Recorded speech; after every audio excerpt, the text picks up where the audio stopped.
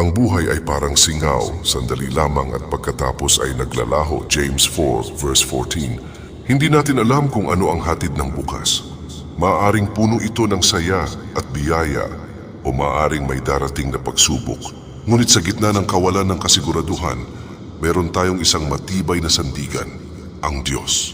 Siya ang nakaaalam ng lahat, ang may hawak ng ating kinabukasan.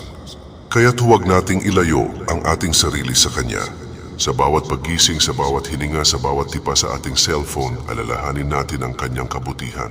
Magpasalamat tayo sa mga biyayang Kanyang ipinagkakaloob, maliit man o malaki.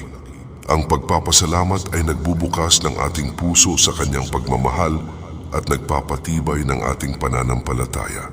Huwag tayong matakot sa mga hamon ng buhay.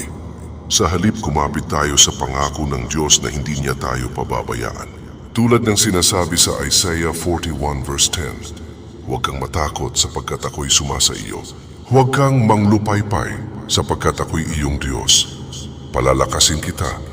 Oo, tutulungan kita. Aalalayan kita ng aking kanang kamay na matuwid. Kaya't gamitin natin ang bawat araw upang mapalapit sa Diyos. Manalangin, magbasa ng Biblia at mamuhay ayon sa Kanyang kalooban. Sa Kanya natin matatagpuan ang tunay na kasiguraduhan at kapayapaan sa gitna ng kawalan ng katiyakan ng buhay.